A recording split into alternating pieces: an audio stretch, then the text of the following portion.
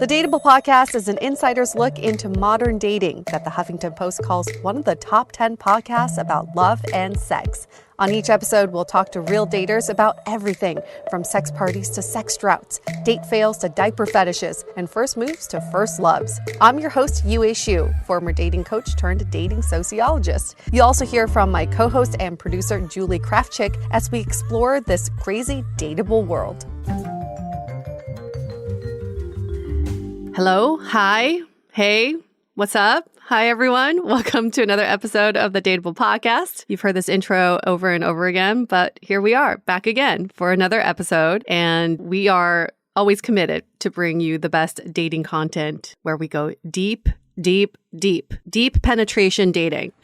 Unless you're new, and then in that case, we welcome you. And I love that we're starting with deep penetration dating. So you know it's going to be a good episode. Yes, it is going to be a good episode. That's for damn sure. We're just so excited to bring you new seasons. And at the top of the season, we always have these themes and we talk about some of the patterns that we see. So it's whenever we come back with a new episode, we get really excited. It's like we have this gift and we can deliver it to you. And as you unwrap with your ears, if that sounds really strange. Unwrap with your ears. Love it. You know what I mean. I do want to, before we get to, the intro of the episode, I do want to add an addendum to our conversation from last week where we made these gender generalizations and we, caveated with that women plan more and men plan less, and it's our own personal take. 2 weeks ago. 2 weeks yes. ago. 2 weeks ago. Seemed like last week. And it's been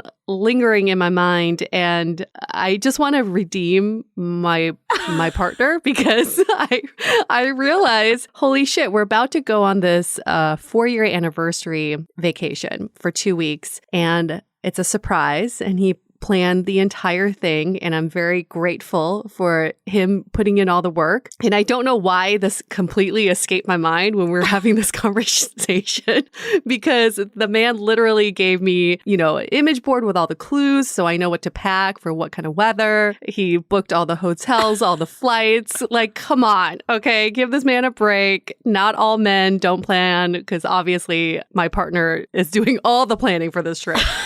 I do love that you forgot this as in the middle of this because you knew you were going on this trip. Yes. Yes.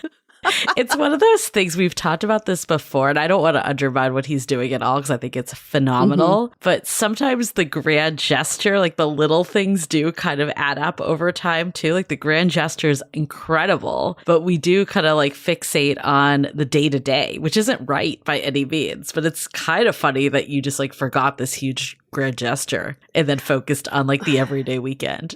I think it's because my partner is so different than anyone I've ever dated. And I almost take it for granted how different he is. The man, when we moved into this apartment in LA, he had an Excel spreadsheet and a timeline of when we should get the furniture, when we should get the, utilities up by. Because he's like a project manager really in his day to day. And so he's always planning. So I have to really give credit where credit's due. I do have a wonderful partner who actually loves to plan. And it drives him crazy that I don't plan as much as he does. Oh my God. Because, it's making me complacent because he plans so well and he plans all the time. I feel like that's a good segue though into this episode because, we talk about really just how all of our relationship history builds on each other and, sets us up for that next partner. And sometimes we think of these past people as, roadkill or the people that didn't make it along the way or a waste of time even. It sometimes, brings up some of these stereotypes that we have. And that might not even be present day of what we're doing, but also in the fact that, a lot of times we think that, especially when something ends, we'll never find it again. But I know from past experience, usually every relationship I've had has gotten more and more serious. And I've become more and more myself, and I've become more and more, the partner being the partner I want to be and then having the partnership that I want to have. And I look back and I'm like, I'm so glad some of those early relationships didn't work out. And that's not just because they were not the right person, but I wasn't the right person either. So it's really important to remember that, you know, some of our stereotypes or the things that we're scared about because we've been hurt before, like that doesn't mean that's going to be the future, because we're constantly learning from all our relationship experience. We're kind of like babies exploring the world when we're dating people. And in those early stages, you're just like, do I like this? Do I not like this? And it's good to have those subjects, you know, for you to at least have an opinion about. And I'm glad that we're at a place now, at least in this place of Dateable Podcast, both Julie and I have a pretty strong stance on dating and what we like and what we don't like in a partnership. But I think that took years of our own past relationships and also just talking to other daters and learning from that. Yeah. In today's episode, we have a comedian, Des Bishop, who He's so funny. was a delight to talk to. And, you know, I didn't know how deep we were going to get. You know, with comedians, you think a lot of times it's going to be light and funny. And there were definitely those moments in it. But we got pretty deep.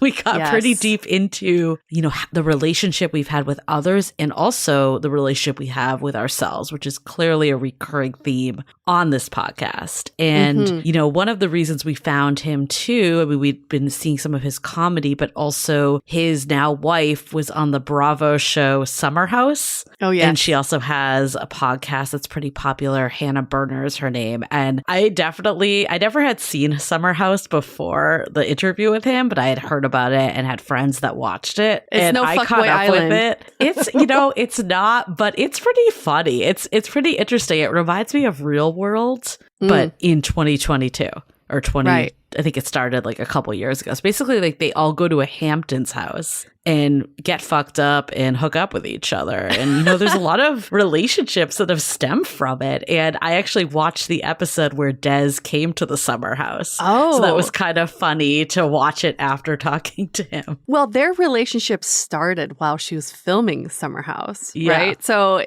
there's a lot of variables at play that could have deterred their relationship, but it didn't because it ended in marriage. But I really like this conversation because we always ask about what are some of the defining moments in your life that inspired you to choose this direction. So that's like a question for all of you listening too. It's like, what are the defining moments in my previous relationships that have directed me to where I am today? Yeah. And I mean, I think some of you might be saying, well, I'm not on reality TV or I'm not a comedian, but this conversation relates to everyone and it lets us reflect back on our relationship history in those pivotal moments, like you were just saying, Yue. And I think even talking to Des, there were moments that maybe he wouldn't have equated to be so essential in meeting his now wife. But looking back and looking at like how, you know, we talked a lot about the pandemic and just slowing down in life. And we've all had those moments of reflection to get clear on what matters. And that stuff has been time in, time out, one of the pivotal moments that sets someone up to meet their person. Every day, I thank all of my partner's exes for setting him up for me.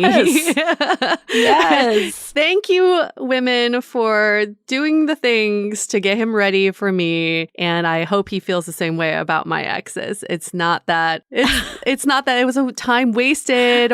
It was perfect timing, actually, for those relationships to happen so that we can meet and be right for each other. Yeah, there was probably some girl that called him out for not planning enough, and now he's making Excel spreadsheets. Precisely. That is exactly what happened. And so now that's an area he works on. And I freaking love it. And you are reaping the benefits. I love it. Yes, I am. One of the things that we talk about too in this episode, and I feel like Yue, this is maybe one of your favorite terms. When I think of you, this term I think of, because you always say it, of doing life together. And I remember before I was in a serious relationship, I don't think I really understood the extent of of it. Yeah. Like, I think I didn't realize the difference between dating someone and doing life with someone. And, you know, we talk about it in this episode that a key time that they met was over the pandemic. And that's actually similar to your story, too. You were dating before the pandemic, but the pandemic changed the dynamics of your relationship, that you weren't just dating anymore, but actually doing the stuff that, I don't want to say like domestic tasks, but all the stuff that doing life means. Yeah. And I think when you're not in it, you think it's just that, like the cooking and cleaning. But for me now, I feel like some of the best moments I have are just like sitting on the couch watching reality TV or some sort of Island. Summer House or whatever. No, you know what I mean though? Like just doing nothing with my partner. But that is the majority of life, is doing nothing. It's hilarious to me that dating is so judged on the types of dates that we do and the activities. Not saying that you shouldn't keep doing that. Absolutely. There's a reason why married couples with children have date nights. That doesn't go away. But as things progress, usually like 80% of the time, you're not doing that stuff. Why wouldn't you want to find someone that you enjoy doing the 80% of nothing together? Yeah, your relationship is based on the daily moments and not based on the peaks and valleys. Yeah. Right? If we only base relationships on peaks and valleys, that is a very toxic, tumultuous relationship and you want to get the fuck out. And it's these everyday moments that are, I just feel so grateful for. In my journal every day, I change my journal prompts like every quarter, but my current one is I have my agenda for the day and then I have a reward at the end. And I realize that more often than not, my reward is watching TV with my partner or having a nice meal with my partner. It's like something so mundane, yet so enjoyable. And I feel like I earn it at the end of the day. Yeah, I think the other part of relationships we don't talk about enough is just having the fact that it's just fun. It's like almost, I describe it that I have a sleepover with my best friend every night. Aww. And, you know, we don't think about that, though. It feels like this tumultuous achievement that we need to get, but it's just the day-to-day simple pleasures. And when you're with the right person, I think this also is kind of a throwback to this building on relationships. I think in the past, it was always so hard, it felt. And it took me building on those relationships and getting clear with my own needs too, and not being afraid to say them. I would say that's the one thing I did different. This relationship, there was no holding back at all. But that was because I learned, right? And from the old stuff. But I think getting to a place where you can meet this person that it doesn't feel so difficult and you're just genuinely enjoying the life you're building together, that to me is what a relationship really means. So for all of our single listeners, before you say, shut the fuck up, I'm trying to do that. Why are you guys talking about relationships? I think this is a good learning, though, because we always hear many of you are looking for that initial chemistry spark, butterflies in the stomach. But then ultimately, you all say, I want to skip the beginning part and just get to the relationship part already. I want to get to the, on the couch, Sunday night, cooking, watching TV, eating our dinner. So instead of looking for that initial, I don't know, adrenaline and dopamine hit, maybe it's a dating for these life moments and stop focusing so much on that chemistry and the spark and focus on, is this someone I can just do life with? Yeah. And I think I don't want to ever, discourage people for coming up with really cool date ideas. And I think it's freaking amazing that your partner is planning this surprise vacation. So I don't want to ever say that that shouldn't be part of dating. It absolutely should. And that's what, for the two of you, 4 years in, you're still doing stuff like that. So it still has a time and a place. But we do see a lot of people getting really hung up in the early stages of planning the perfect dates and coming up with the activities. And that can be a thought process, but I don't think it should be like the number one concern you have at the beginning. The beginning is all about connecting and just making someone feel like you've known them all your life, essentially, and feeling calm around them, feeling good about yourself around them. In theory, the best dates don't have to be anything spectacular if that's there. Oh, so true. Yeah. But speaking of good date activities, before we close this out, I am going tonight to The Empire Strips Back, which is finally the Star Wars burlesque parody. So you all heard me right. The Empire Strips Back. Yes. I was definitely like at the beginning when I first heard about it, skeptical, but the more people we talk to of how amazing it is. So it feels like a good thing to note on Dateable. We've got burlesque show and Star Wars. What could go wrong? Find a partner who will go to a burlesque Star Wars show with you. Yep. Yeah, report back, definitely. Will do. Okay, well, before we get into it with Des, let's do a few announcements. At Dateable Podcast is our Instagram. Share this episode with a friend. I feel like we can all open the conversation of reflecting back on our relationship histories. Heck, go to brunch and chat it out with them. Heck. And, well... Go to brunch with them and chat it out. And while we're at it, tune in every Sunday for our brunch talk episodes. Okay, before we get into it, let's hear a message from our sponsors. This episode is brought to you by Aurelia. We are excited to pamper ourselves with some high-quality lingerie. Yay! Oh my God, I could not wait to open my box. I know.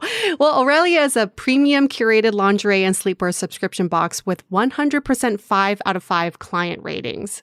Yeah, and I love that you filled out a style quiz about your sizes and preferences, and then a dedicated stylist curated 2 to 3 pieces of lingerie or sleepwear per box. How fun is it having beautiful lingerie delivered to your doorstep? And I'm loving everything in my box, so it's hard for me to choose a favorite piece. I don't know about you. Same, but I am gravitating to this lace brawn underwear set that's black, that's sexy, but also comfortable. Comfort is key. The set I'm wearing at night now, it's this floral cami and short set. It's very light. It's perfect for the summer, and it is, oh my God, comfortable. And shipping's free for the US, UK, and Canada, not to mention Aurelia is owned by a beautiful and fabulous woman of color. For a limited time, Dateable listeners get 10% off their first monthly or seasonal box. Yes, just enter the code DATEABLE10 at checkout. Go to AureliaBox.com. That's Aurelia, AURELIA box.com, and enter the code DATEABLE10 for 10% off.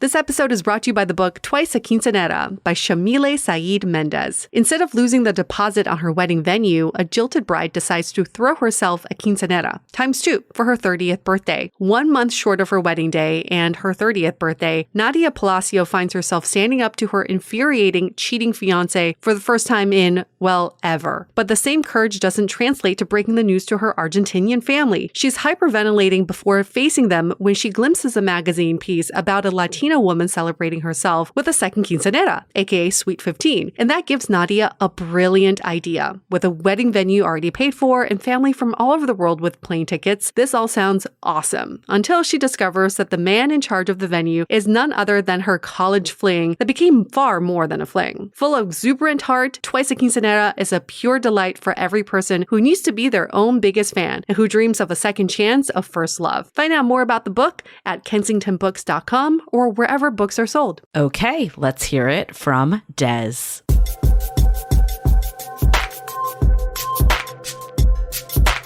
So we have our guest, Des Bishop, with us today. He is an Irish-American comedian, 46 years old, lives in New York and Dublin, originally from New York, but then you moved to Ireland when you were 14. Is that what happened? Yeah, I went to boarding school in Ireland when I was 14. That's so cool. I sort of never left. It wasn't the plan, but it kind of happened that way. And then now you're back, sort of. And you recently got married to a fellow comedian and reality TV star, Hannah Berner, and which is a romance that blossomed during the pandemic quite unexpectedly. So let's get to that a little bit later. But first, we want to hear about just what was your love life like before Hannah?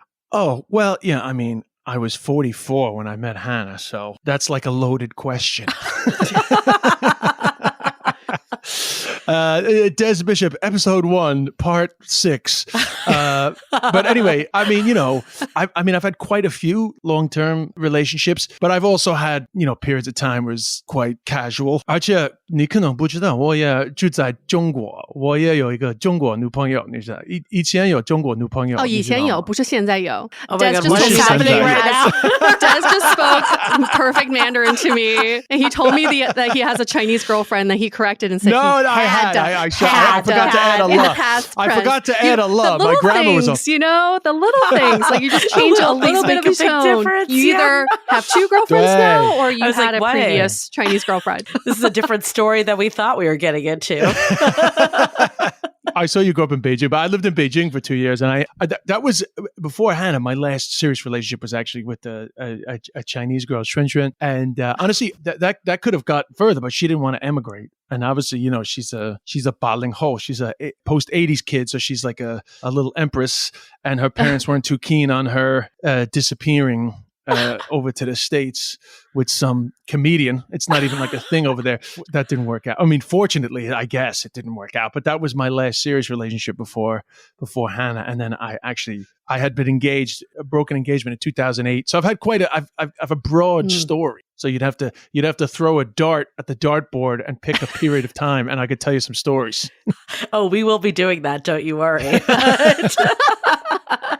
Okay, so when did your last serious relationship end with the Chinese woman? I went to China in 2013, but actually I didn't meet her till 2014. And then it ended up getting quite serious. But after my second year, I had to leave. I had like a full career. Like I'd left behind quite a lot to spend that time in China. And I mean, I really did love it. I wasn't dying to leave, but I did have to get back to doing stuff. And originally we had intended to to long distance it and then to have her begin to spend more time. But she never really let go of the idea that possibly I would give in and maybe live in China. Listen, love is a powerful thing.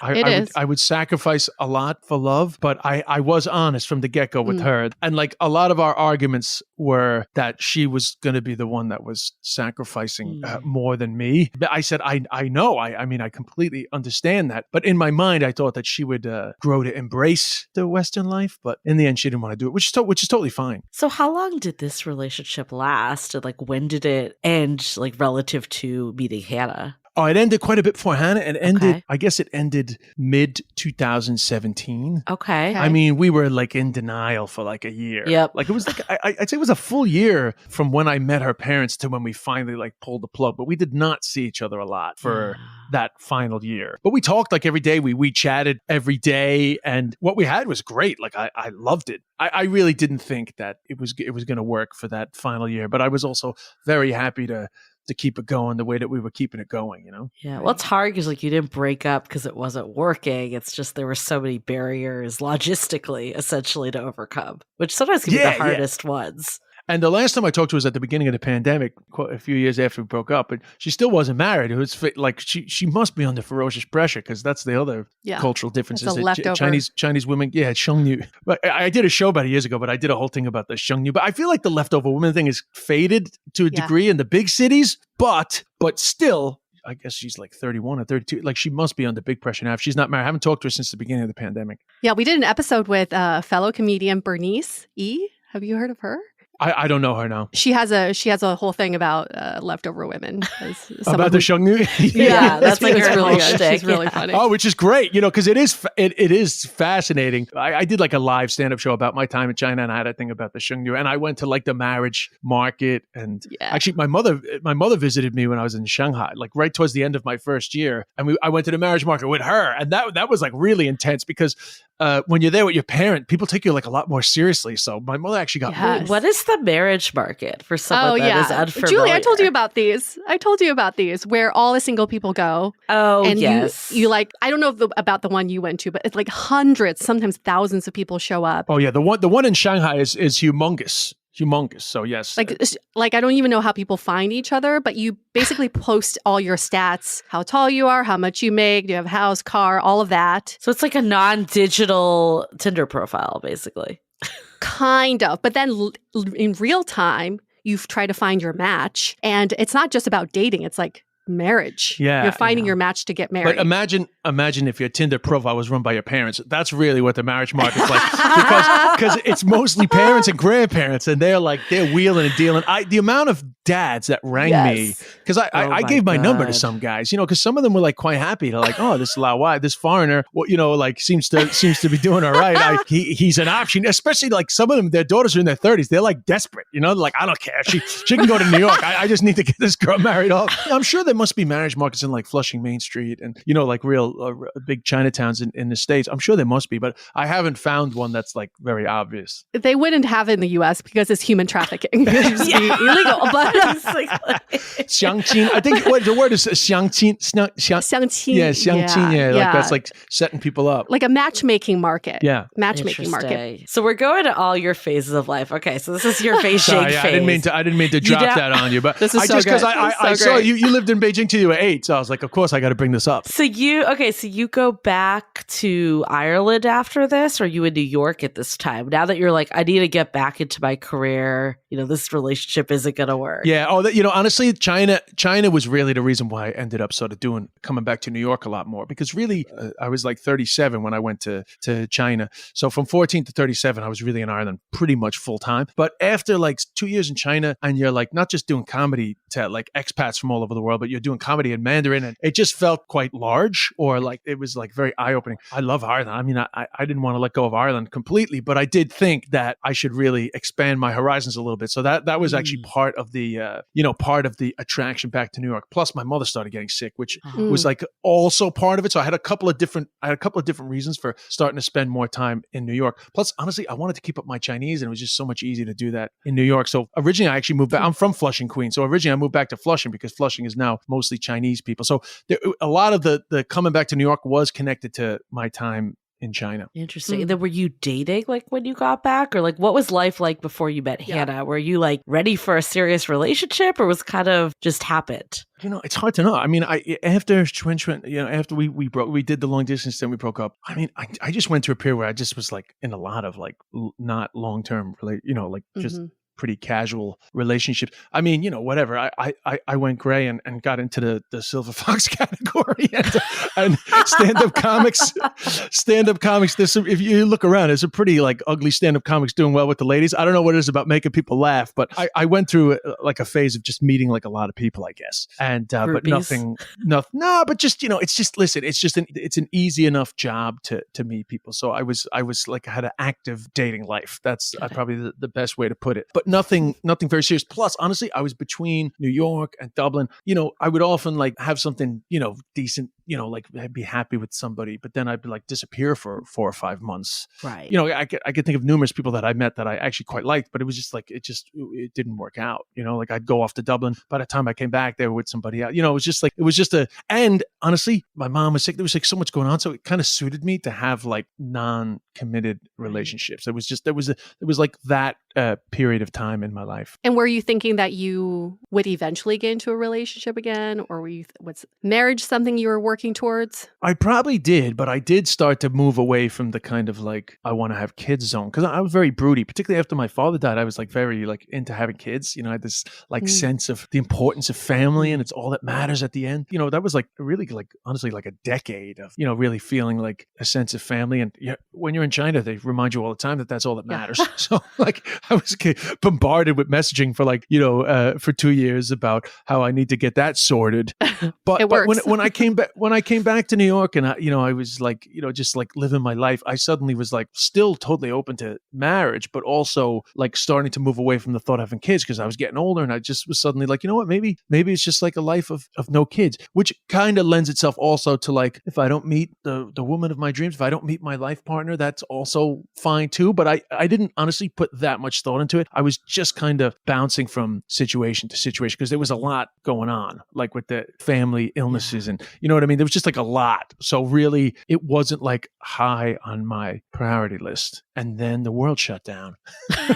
Yeah. In fairness, I even before I had been seeing somebody, like before the pandemic, we had actually just broke up. Pandemic would have killed it anyway, but we had just broken up. And, I was having all these like fine relationships that just didn't end up getting to like the next level. But when the pandemic hit, my mother had been dead just over a year. There was like this enforced solitude. Mm-hmm. So that was like quite a strong cathartic time to just like clear the head. Because, stand-up comedy is an easy life to distract yourself. Years can disappear, and you realize, wow, I haven't really checked in with myself for quite a long time. You get quite obsessed with your work, and, there's a lot of highs and a lot of lows, but there's a lot of praise. Your ego can get stroked for so long that you forget to check in with like Right. the deeper parts of yourself. So the pandemic kind of like, hit me with an enforced meditation time, which was great for me because, I was grieving and, now that both parents are gone. So like, I just suddenly forced to just like really take it all in. That was very healthy for me, actually. It's very, very lucky, really. Because, I'm doing comedy since 1997,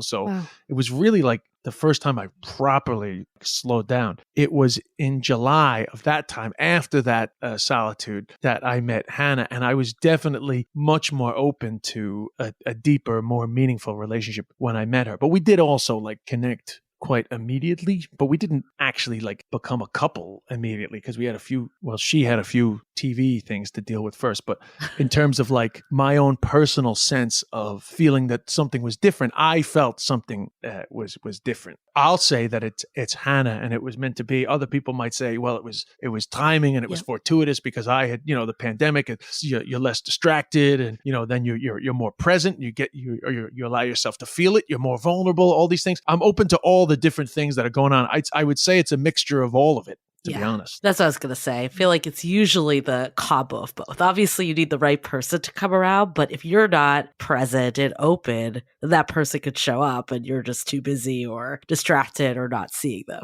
Yeah, and I mean, definitely being present and open was what the pandemic gave me. Because honestly, I haven't been in the one spot for so long, like it was just everything was so transient. So it was very easy to just drift away from whatever was going on, especially when it's not your number one priority. But then suddenly I was in the one place with no distractions, But I also avoided comedians my whole life. I like not just from the don't shit on your own doorstep side of things, or even from the professionally, it's like not a great idea. It was more just like I just never thought that would be like a good match for me. And I never really met anybody that I like really liked in comedy. So it was quite funny in the end that actually once I met Hannah, I was like, damn, maybe I should have explored this more because it's quite a good match. Just understanding each other's jobs. Yeah. Obviously, just being open to like joking around. It might not just be comedians. Hannah and I have sort of like a complementary sense of humor, and we did laugh from the get-go. Like everybody has their thing that bonds them, but laughter was like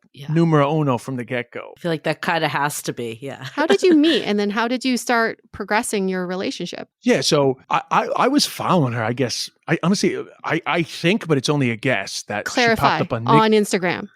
On Instagram, yeah. Sorry. Okay, good. Not Thank in you. real life, following her during the height of the pandemic. He's I got just really out nervous. there.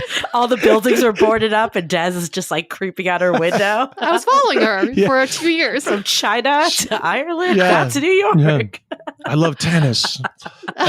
So she's a tennis player. But anyway, I guess she popped up on Nikki Glazer's story. I'm friends with Nikki Glazer. And I guess at one stage she popped up on Nikki Glazer's story. So I followed her, like cute comic, just followed her, like random follow. I knew nothing about her. And, it's funny because she was on that show Summer House on Bravo. And I had no idea. I didn't even know like Bravo was like much of a thing. I wasn't really on top of sort of Bravo. I didn't even know like Andy Cohen was the Bravo guy. I just knew about Andy Cohen. But, every now and then I'd see these clips, she'd posting stuff about the show Summer House. And in my mind, I just thought it was like some sort of like cheesy MTV type thing. I didn't know much about it. I also did not know this was quite successful. So I had no idea that Hannah was kind of like, I guess, blowing up a little bit. She was just this random girl that I followed that definitely stayed in my algorithm because her stories would pop up a lot. Now, as it turns out, she was following me, but I didn't know that. But my stories weren't popping up on her thing, but her stories had been popping up on mine. So needless to say, in July, or maybe like very late June, I saw that she was isolating out near I was out in West Hampton and she was out at her parents' place and not that far away. Mm-hmm. So because I'm like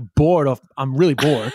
You're like, this is the perfect time to ask her for a date because she's probably bored too. I hadn't hung out with anybody. I was actually quite happy with the enforced celibacy of the pandemic. Like I was quite happy to just take a break from it all. Yeah. So I hadn't met and talked to anybody since I left Ireland in a panic on March 18th, 2020, because I was in Ireland when the pandemic kicked off. So I was like, hey, I'm not far away. You want to get coffee? And she was like, yeah. And then that was it. It was like a very 3 lines. Wait, had you talked at all before? Like, have you? No. I literally, I checked I was surprised to see that she was following me. I didn't, it was just very abrupt and very quick. And I was like, I'll pick you up on Saturday at 1:00 from the ferry, because she was on Shelter Island. And, but then it turned out when we met, we hit it off straight away. But just for a bit of background from Hannah's side, when I followed her originally, I didn't know that she followed me straight back, because actually like 5 years before, she was just at the Comedy Cellar randomly during a kind of a transitory part of her own life, because she had spent most of her life trying to be like a tennis professional, was a high-level tennis player, but never made it as a pro, and then burnt out and decided she couldn't do it anymore, and just like got into like a marketing job and was like very much like in a transition part of her life. And she just randomly went to the Comedy Cellar and had seen me and thought I was cute or whatever, but I was going on about living in Ireland. So she just like, whatever. I mean, she wasn't going to do anything anyway, but she registered me at that moment. Yeah. So when I followed her back, whenever I followed her, which we don't even know when that was, she was like, oh, that's that cute comic I saw like 5 years ago. Oh. And she followed me back. But in the meantime, she was now in the industry. But, so like a lot had changed in her life in the interim. So there was a familiarity from her and a familiarity from me, because I've been watching her stories. And then we met up, but we just hit it off straight away. But we had a snag, which was that in 2.5 weeks, she was going into the film the next season of Summer House, which was the lockdown season. So they weren't allowed out and nobody was allowed in. So it was very much like we met, we had a few dates, and then she disappeared for 7.5 weeks. Wow. So the relationship actually evolved when she was in there. And it evolved, coincidentally enough, like most of my relationships, like a long distance relationship, even though she was only down the road. She was like 25 minutes. Well, you can't see she was each 25 other. minutes. She was 25 minutes down the road in lockdown, and she had some stuff she needed to resolve on the show, which, the show is the show. It's a reality TV, but it is what it is. Wait, when you say she stuff, she had to resolve with other dudes or with others? Another guy. Yeah. Okay, she had like a fling. She had a fling with a guy in there, and got it. Okay. She had to they call had it some off. reality. Well, never. Listen, I told her we had just met. So I was like, listen, this is this is your job, but also like your life and your job mix, because reality TV is just a very odd world. Yeah. But like, don't let a guy you just met get in the way of whatever it is you need to do. I wasn't involved in it. At that time, I wasn't involved in it, but I wanted her to just go in there and like be free of the concerns. But we had probably, crossed the line a touch to where that wasn't going to be super neat and uncomplicated for her. Okay. For me, it was irrelevant because I'm not in there. You know what I mean? I'm not locked in a house. But right. But for her, it was probably like it probably wasn't ideal timing. But it is what it is. It's difficult, because you don't know. Reality TV is reality, except that you're trying to do things based on what you think the producer should do or what will look good on like TV. Fake reality. It's not. It's not an easy thing to reality. navigate. It's not an easy thing to navigate. Yeah. So that was like a challenge for her and a bit of a challenge for us in the early part of our relationship. But that ended after 7.5 weeks, and then we could just get on with being normal. Which it was still a pandemic. So it was great because we had a lot of time. Our joke at the time was that the pandemic is great for the beginning of a relationship and it's terrible for long-term relationships because you just get so sick of each other. Whereas like at the beginning, you can't get enough of each other. So it's like, isn't this great? We have so much time to be with each other. So that was great. That was great for us. But I think it destroyed a lot of marriages. Yeah. It's the people who never honeymoon like being period. around each other. Perfect. Yeah. Oh, that is so interesting. So the show ends and you two are still connecting during this time. And when was that moment where this became really serious? I mean, honestly, it was serious before she even left the house because we started talking like every night. So our relationship, like I said, like our relationship kind of evolved while she was in there. So we ended up just like talking a lot, like every night, like for hours. Okay. And by the time I ended up going in there, because I was like so desperate to see her. I ended up going in there for like a weekend when they allowed visitors to come, like you get COVID tested and everything. Wow. And so by the time I went in there, which I guess was about 6 weeks later, we had become quite serious in terms of talking like every night kind of a thing, So I would say that by the time she was done, we were like committed to like giving it a shot. So did it like ramp up at all while she was in there? Or was it kind of like from day one when you had that first date? After that, you were kind of talking? I mean, it ramped up. It definitely ramped up more for her than for me. I had this sense of like she was the one from the minute that we met. Interesting. She was a little more cautious. Well, number one, because she's a woman and has gone through the world of the fuck boy. And like we're trained to be cautious a little. Yeah. another like, comedian's coming in to sweep you off your feet. And then, like 3 weeks later, you're like, why is he not texting me? Whatever, So she had the natural caution that you would expect from like a woman of her age. And then, she had the caution of like the show and not knowing what was going on. So she was, not as like diving in, a sense of diving in as I was, but I was pretty sure. I've been around the block, and I was pretty sure that it was a unique connection. I was pretty confident that it was a special connection. So I wasn't too concerned, but I definitely had a little bit of the infatuation. If you listen to my podcasts from that time, I was pretty heavy on the infatuation. And because, I'd had these months of like solitude and grieving, and there's like a lot of emotions going on. Right. I actually found those emotions quite overwhelming. I had an episode of my podcast where I was like looking up the hormones of love and what they do to you physiologically.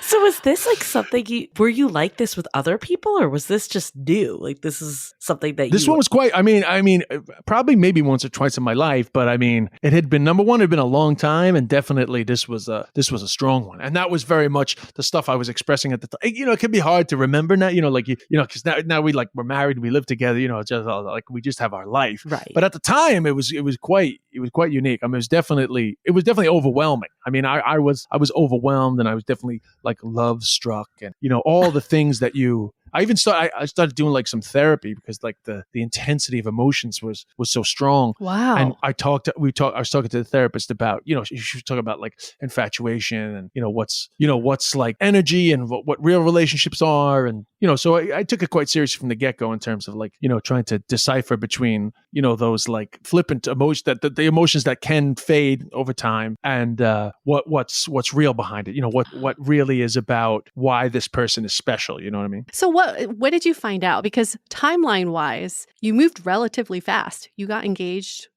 how many months after dating? Oh, like 6 months. Yeah. Wow. Yeah, it was all very fast. But but the truth was that I knew quite quickly, Now, it was just a case of if she was on board. So she was on board relatively quickly too, because after she got out of the house, she moved in like in October. So we met in July. She moved in October. Then we were just like living together and getting along fine and dandy. The show came out, that created quite a lot of stress. But once we got through that stressful period, then it was like, and in fairness, I was the one that was pushing for the engagement. I don't know. I was just like, fuck it. I mean, it was the pandemic, so there was just like nothing going on. So our joke was that a pandemic day is like a dog year, like one day in a pandemic is like 7 days. So you basically were together for like 10 years, right? Yeah. Yeah, it didn't feel as quick as it was, honestly. And it was very, just jumping forward only to look back. There wasn't many times where I felt like, wow, actually, this is quite fast. Like, do you know what you're doing here? I didn't really hit off too many cautionary periods. And honestly, I didn't hit much caution from like any of my friends or my family because, first of all, everyone loved Hannah. Like everyone really liked her, and everyone saw straight away that we were like a good match. Like everybody thought that this was a positive. Plus, whatever. I was 45. It wasn't like everybody was like, it wasn't like everybody was like, you sure? It's like you're like the 30-year-old in China, right? They're like, just do it. You might as well give it a shot. You might as well You're give it a no teen shot. bride here. Yeah. And Hannah's younger than me, obviously, but like she was heading towards 30. She was heading towards 30, so it wasn't like she was feeling like she was too young to be thinking like this. So all that stuff was fine. And yeah, like all my Irish buddies, like my closest friends. I mean, first of all, they're all married. Once you get past the jokes, they're like, "You sure you want to, do this?" But they all thought that she was great and that she was like a good pairing for me because she's like super sporty, super competitive, but also like understands comedy, doesn't like care if we have to part for a few weeks at a time to do shows. So there was like a lot of practical stuff on top of the like serious emotional connection. It was just like a lot of things that just fit. Yeah, I was going to ask you, you said that you've had your share of relationships, you're no spring chicken. Like what was it that you were like, this is different. This feels right. Yeah, it's very hard to say. It's very hard to articulate like what is it, but it was a feeling anyway. Initially, it was definitely a feeling, a sense of wow, I haven't felt this way about somebody, And then after that, it was like became like fact. It's like wow, this is actually a great life because like of course like the infatuation is there, and then the love is there, and the sexual relationship is great. Like all the stuff is good that's supposed to be good, but then there's just that deeper thing of just like. It's just like a nice life. I don't know how to describe it, but it's just like we can chill together too, and everything about it is fun.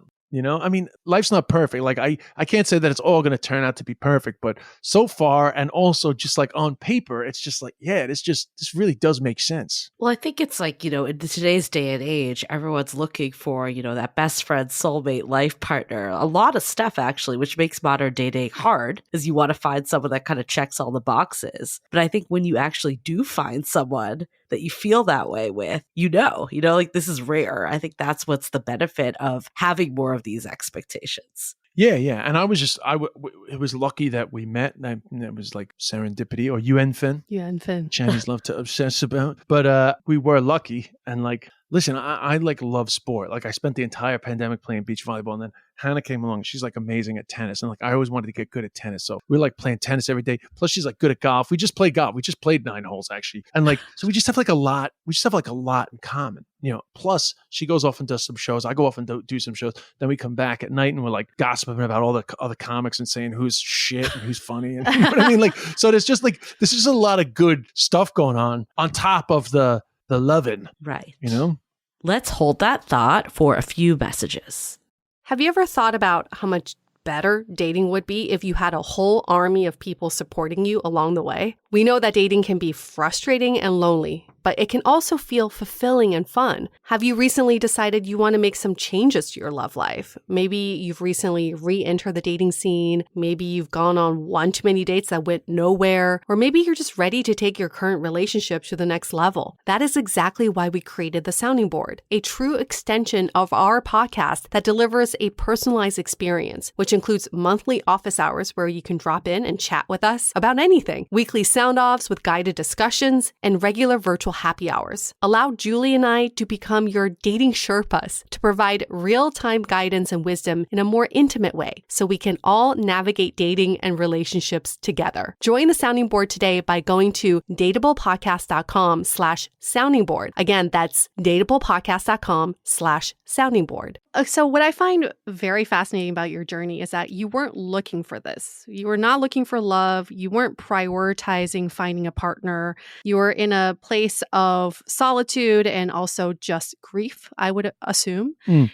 And what made this relationship really special is that during the pandemic, you got to experience life with someone versus going on dates with someone. And that's like what we often talk about on this podcast is dating someone is different than doing life with someone. I think the pandemic really, like for me and my partner, it forced us to do life together. And I don't even count the 6 months before that we were dating because it was just dating. Like we didn't really see each other on a day-to-day basis doing life. And the pandemic was what made us so close was because I could actually like experience life with this person. So I feel like in your situation, you got a glimpse of what life is like with Hannah and you were all about it, even though you weren't looking for it. Yeah, 100%. And like I said, that was definitely love. And listen, it wasn't all smooth sailing. Like I can't stress enough that the reality TV stuff is... It's very heavy. Yeah. And, she really got like a rough ride with the internet and all that stuff at that time. So we had to ride that out together too. But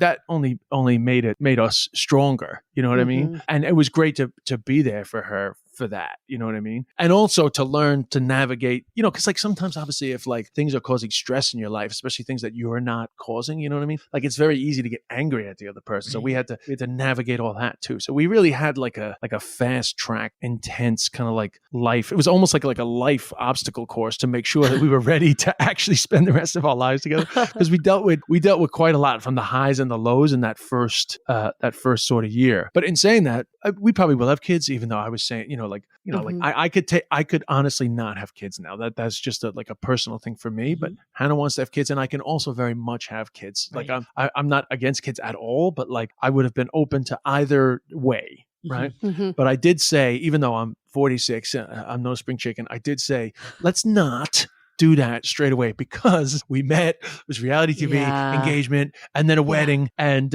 let's and a pandemic, and vaccines and everything. So let's just like not have to worry about any major things for like at least a year, but really like 2 years. Like let's just like have normal life. Yeah, that makes sense. I could have done without Putin invading Ukraine and having an inflation crisis and gas prices through the roof. It never ends. These things we can't control. It won't give us a normal life. It just won't. I know. Just give us a break. Seriously, a fucking break. So one thing that comes up a lot on our podcast is age gaps. So you guys have a 15-year age gap. Like, how do you think that's like helped your relationship, or also given it any challenges, if so? Well, first of all, it's closer to 16 than 15. And there's a few months of the year there's a few months of the year where it comes up as 15. I prefer that age gap to we rounded down, the 16. But We're throwing you a bone here. 15, not 16. Yeah. Well, the age gap is like completely irrelevant for us. I've dated younger women before, and it's never been an issue in our relationship, but there have been times where like, it's just us and like nobody else, as in like our social lives never intertwined. But with Hannah, it has just not been an issue. Like there's just no sense. Like, I don't know if maybe I'm immature and she's mature or whatever, but like for example, like all my buddies came over for the wedding and they stayed here in this house out in West Hampton. And like Hannah was with us for the first couple of days before she went off, and like Hannah was with her family to get ready for the wedding. And it wasn't a bachelor party. I didn't have a bachelor party, but like there was kind of like bachelor party vibes of just like the lads in the house. Yeah. And like Hannah was just like in with us, in with all my buddies. And it was like very natural. It wasn't like, so there's never been a sense of an age gap being an issue for us. But I do understand the positives and negative age gaps. I'm quite shocked how much people discuss it because I really think it's not that big of a deal. However, in the case of Hannah, any of the potential pitfalls just do not exist at all. I mean, we have plenty of jokes. We joke around, and like the fact that like I'm in between her parents and her, right? So I'm actually like a touch closer in age to her parents than I am to Hannah. So we make jokes about how like I talk to like her parents about Back to the Future, and Hannah's like, what? And it's like, whatever. It's nothing to do with you, like stuff. But in actual fact, there's no. For us, it hasn't come up as a thing other than like the haters are going to say shit, and then we're going to joke around. Right. Like Hannah in her wedding speech said, sometimes I wish I'd known you earlier, and I think about what it would have been like, to be with you when you were in your 20s. But then I remember that I was in kindergarten, stuff like that. But we're fine with it. It's good stand-up material for you guys. Yeah, particularly for her. Yeah, but then her. I don't know, like in comedy too. I don't know. It just seems less of an issue, like amongst comics. Like it could happen.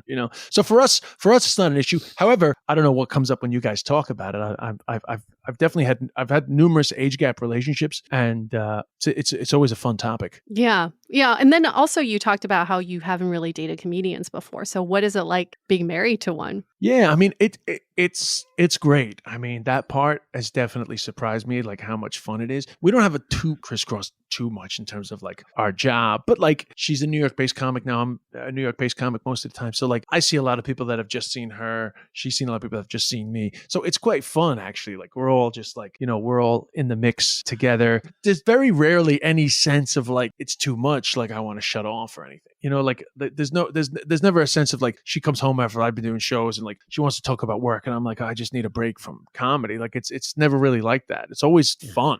Yeah. And I mean, because I'm a little older, I've been doing comedy longer. Like I do enjoy like a touch of like the kind of like mentoring role, like trying to pass on a bit of wisdom. But I have to say that she's doing well. Like I would say right now, she's like doing better than me. Like she's killing it. So there's no sense of me being like this, the senior person professionally. I just have a little bit more like on stage. So I just like try to pass on like stagecraft stuff and also like industry stuff where like what's real and what's bullshit. Cause obviously the industry has a lot of spoofers. Yeah. Spoofer, is that I don't know. Spoofer is a word that you guys get. But Let's so I just try to like pass on, little things. Cause like one of the killers in our industry is like, getting excited because some spoofer is like, promising the sun, moon, and the stars. And like, it's always good to like try to keep an even keel in our industry, less less disappointment. You know? Right. I mean, I think anyone that dates someone in a similar industry could probably relate. There's a balance of, this is your personal life versus professional life, but also there's a reason why you chose your profession and you want to share that with someone. And especially you, if you've been around longer, like I'm sure there's a lot of wisdom. How do you kind of balance, not stepping on toes with that, or is that really not an issue at all for you two? Yeah, that's not an issue. Yeah, well, that's always the that's always the way. Well, the good news about being married is the friendly competition thing kind of fades because her money is my money. So exactly. Now it's all together. You're like rooting for the other person. You're like, go, you're a team go, girl. Now. Yeah, But I feel like that's the way it should be, right? You're a team. That's the whole point. Yeah. I have to say the comedy side of things has been nothing but a positive. Like even just yesterday, we were like sitting down and like just breaking down like one of her bits. Yesterday morning, I was expressing some frustrations I was having myself, and she was like giving me some suggestions back. So that stuff is only positive. Plus, she's just better at getting like industry gossip. So I'm quite happy for her to come home and fill me up with all the latest news from the industry. The tea, exactly. Yeah. I didn't even know what tea was when I met her. I learned about what tea was. That's the benefit of dating someone younger. You get all the lingo. Exactly. You're like, I know what tea is, but I just don't know what tea is. Yeah, the tea. Listen, I very quickly learned the tea. I mean, especially when you are the tea, according to her, like Giggly Squad fans. I was the tea for a while. Oh my God. But anyway, yeah. So good. One of the things that I feel like comes up, and I think women maybe feel this more, but I would argue that men do too. It's like in society, there's timelines that we all hear of, you should get married by 30, and you were engaged at 30. And, didn't move forward with that and ended up married, I would say, quote unquote, later in life. Yue and I are probably like in the middle of you and Hannah age-wise, so definitely not a shade thing. We're later in life as well. Oh, I would not take it as shade anyway. I guess, like, what benefits do you think there were for actually holding out a little longer till you were in your 40s? Yeah, well, I mean, the benefit of accidentally holding out, I would say, because I must say there was a couple of times where I was like, damn, I can't believe I ended up being somebody who's like quite late, not married. Like it was kind of like I sort of surprised myself. I mean, I honestly, I don't know if it benefits versus negative. I can definitely think of both, I guess the good thing about waiting longer is, you've made a lot of mistakes. What's real and what's not, what's important. It's easier to stay calmer. Mm-hmm. I think it's probably easier to know when you're wrong. I think she might disagree that I said that, but I it's just like life just being older. You're just like calmer, right? I think. But there are negatives too. Like if you do have kids, you're gonna be like an older dad. You're probably gonna complain about back pain a lot more to your 5-year-old child. Energy wise, energy levels might be like, like if I could do it again, I probably if I was gonna do it again, I would go back, have kids when I was younger. That would be the only thing. But what I will say is that like it's neither positive nor negative. It just is what it is, and it's like totally fine. Like I'm definitely totally fine with it. But if you happen to end up in this way, I do think that there will be some positives in terms of like your own. Once you're not too set in your ways, that's the problem is that it's easy to get set in your ways. So you have to make sure that you don't get too much like that, because then you just become too undesirable. Right. There is that balance for sure. Yeah. I mean, listen, I have misophonia as much as the next guy. I don't like the sound of chewing. Like we all have certain things that we get intolerant about. But you don't want to be overly like old and crabby, and then suddenly like nobody can fit into your your very rigid routines. Yeah, kind of staying open and flexible is the theme that I hear. What about the people who've been in a series of long-term serious relationships, maybe have been engaged once or twice and are at a point where they're about to give up? Like, I've done it, I've seen it, it's not working out for me. What would you say for those people? What is some advice you give to people at a crossroads right now? Well, first of all, you're powerless. That's what I mean. Like the great thing about this life is that actually like there's no guarantees on anything, and there's no guarantees that whatever you think you want to happen will actually be the better thing for you. Right. So there is a great freedom in just knowing that it will be what it is and it will be fine. Like there have been many versions of getting through this life and everyone gets through it. Yeah. So you definitely shouldn't panic. But also, don't give up. That's definitely, no matter what age, like dating is fun. So don't give up. And I'm sure this comes up a lot, but you gotta like take it out of its extreme important position, because that's too much pressure. It's very hard to exist in that place where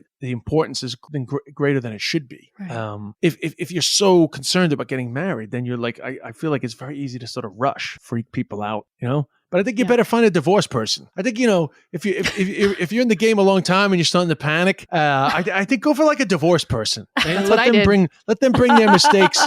Yeah, let them bring their mistakes to the game. And you'd probably be less pressure, Yeah. But like my cousin was like that. I'm not going to name her, but a cousin of mine, she was a single mom, and it was a very casual how she ended up getting pregnant. But she wanted to have the child. She raised her daughter, wonderful. But obviously there was a lot of time where she just thought like, I screwed myself in terms of like finding a partner and having a happy life. And then out of the blue, she met this guy. They only got married very recently, and they have like a great life together. Yeah. And she really, trust me, I sat down with her many times, and like she was like basically accepting that it wasn't going to happen. So, I mean, you shouldn't panic.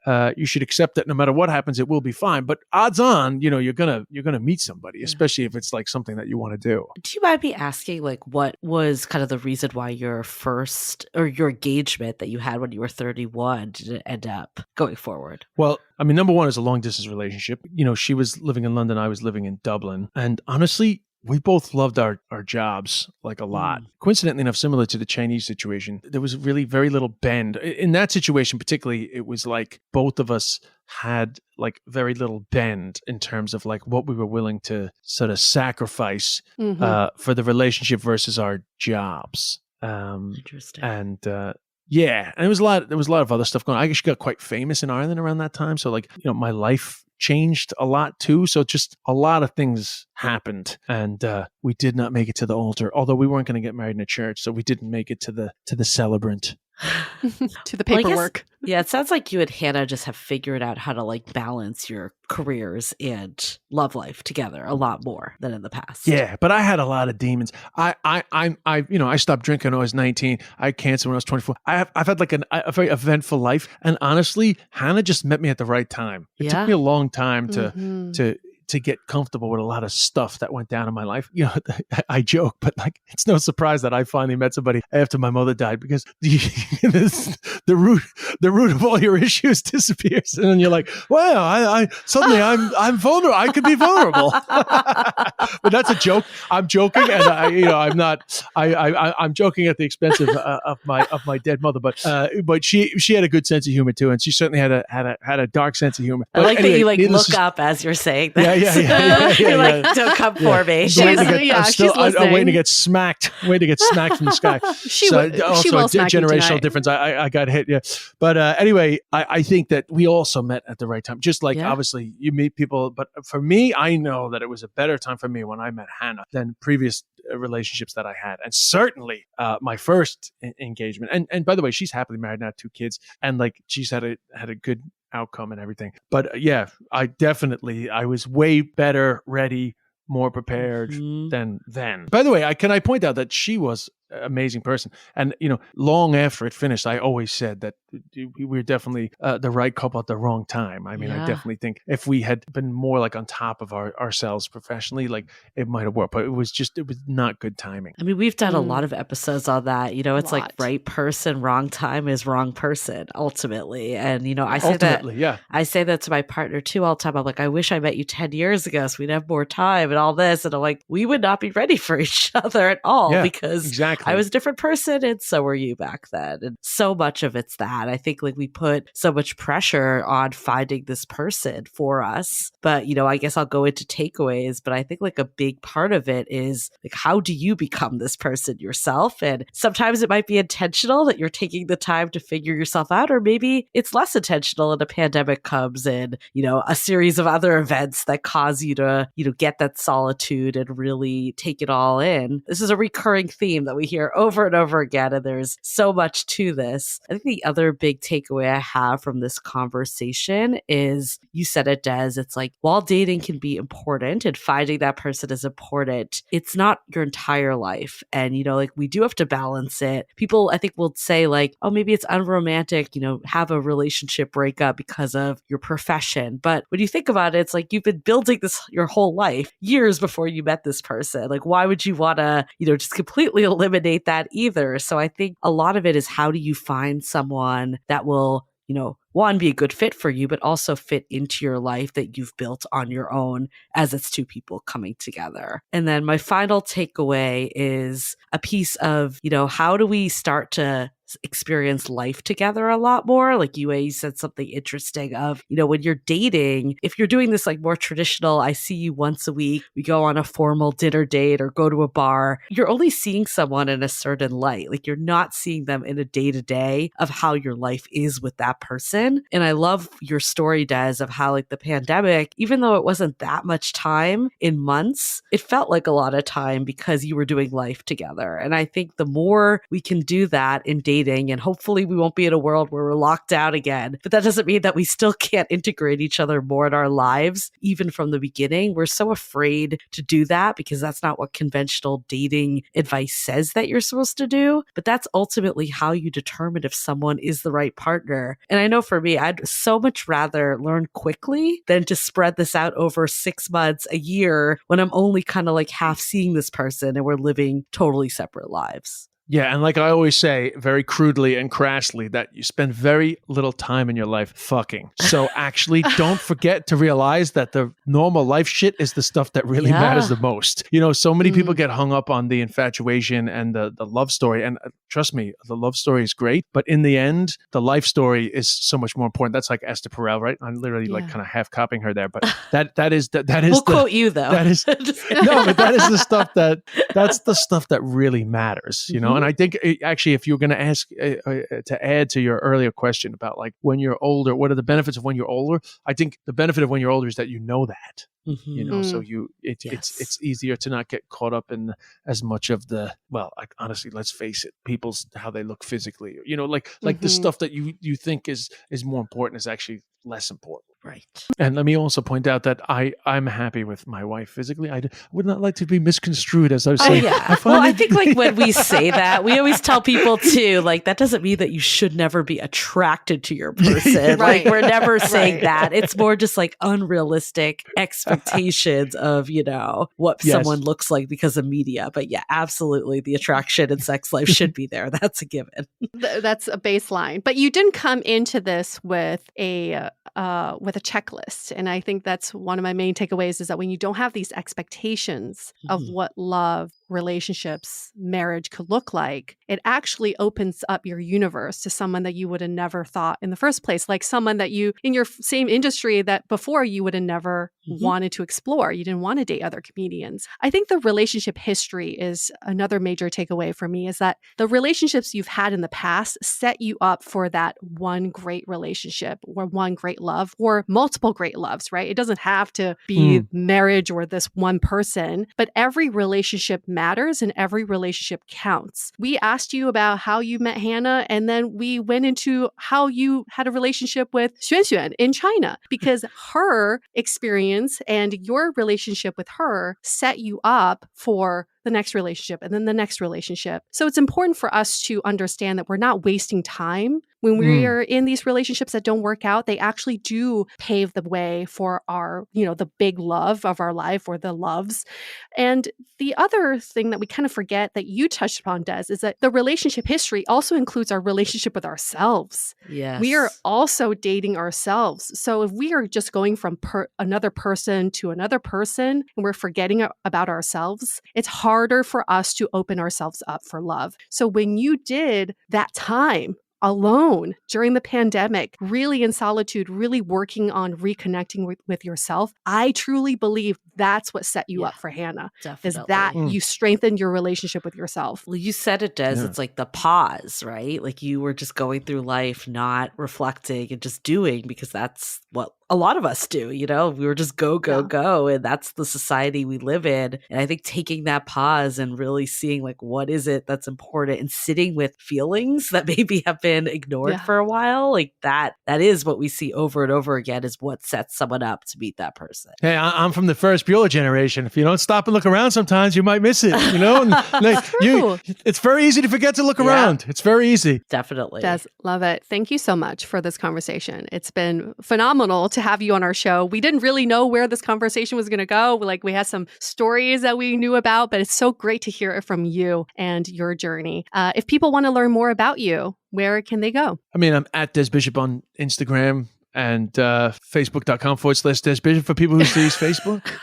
And then I'm on still YouTube. have a Facebook Actually, group, so since no we were shade. talking about China, if you're bored, you can check out Breaking China on YouTube. I put it up. It was an Irish series, but I put it up on YouTube, so it's up there. Breaking China. 6. Oh, I'm gonna look at that. About my journey to become a Chinese speaking comedian. That's so fun. Really fun. Well, thank you so much for joining us. This has been a really great conversation. Thank you, guys. Nice to meet you both. So nice meeting you, and thank you to our listeners for listening to this episode with